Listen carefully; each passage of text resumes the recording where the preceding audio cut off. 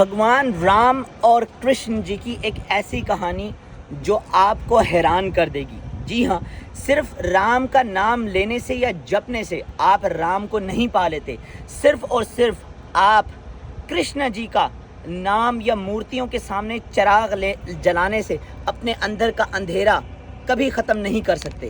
آپ یقین جانیے، کیونکہ گیتا کا پیغام جو ہے وہ کچھ اور ہے۔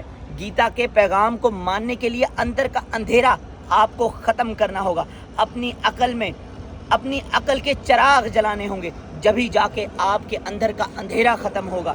کیونکہ آپ نے نہیں پڑھا کہ گیتا کے اندر کیا پیغام ہے، گیتا در حقیقت کیا کہتی ہے۔ آپ جانتے ہیں گیتا کا پیغام اندھیرا نہیں، گیتا کا پیغام صرف اور صرف روشنی ہے۔ کرشن جی ارجن سے یہ کبھی بھی نہیں کہا کہ اپنی عقل میرے قدموں میں رکھ دو۔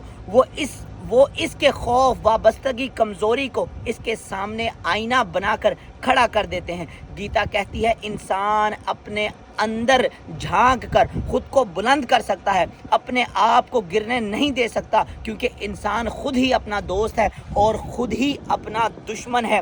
بات کتنی سخت ہے اور کتنی گہری ہے کہ آپ خود سوچ سکتے ہیں کہ ہم پوری زندگی اپنی ناکامی کا الزام جو ہے قسمت، سماج، دشمن، خدا پر رکھتے رہے، مگر گیتا انسان کا گریبان پکڑ کر پوچھتی ہے کہ تمہارے اندر بیٹھے ہوئے دشمن کا کیا کریں؟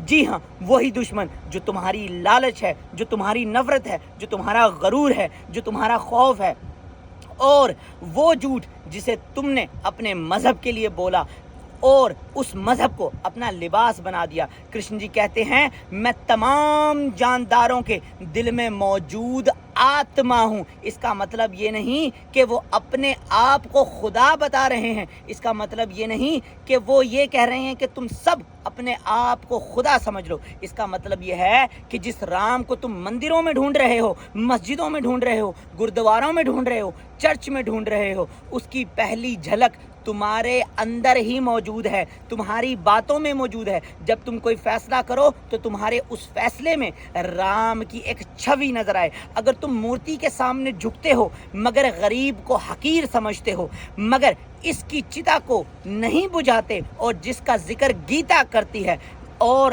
اس سے بھی بڑی بات ہے اپنشد میں واضح طور پر لکھا ہے تتا توم است۔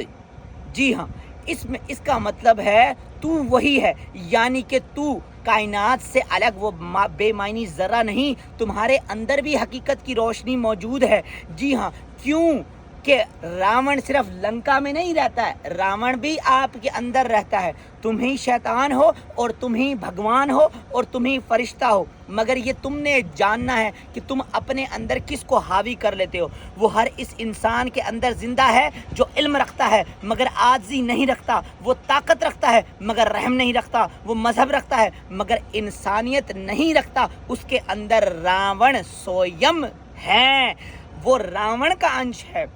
خدا کو باہر مان لینا بڑا آسان ہے، ہر چیز کا الزام خدا پر لگانا بڑا آسان ہے، مگر اندر کے سچ، انصاف، محبت اور صورت میں سے زندہ کرنا اس کو بہت زیادہ مشکل ہے۔ اپنے کردار میں خدا کو زندہ کرو، اپنے کردار میں بھگوان جی کو زندہ کرو، ہنومان جی کو زندہ کرو، بھگوان کو زندہ کرو، برہما کو زندہ کرو، کیونکہ ممکن ہے کہ جس خدا کو تم ساری دنیا، کائنات، آسمان، زمین میں ڈھونڈ رہے ہو، مندروں میں ڈھونڈ رہے ہو، مسجدوں میں ڈھونڈ رہے ہو، وہ خدا تمہارے اندر رہتا ہو، اور وہ خاموشی سے اس لیے انتظار کر رہا ہو کہ اب میرا بندہ جاگے گا، اب میرے بندے کو ہوش آئے گا، اب میرا بندہ سمجھے گا، مگر نہ دین ملا نہ دنیا۔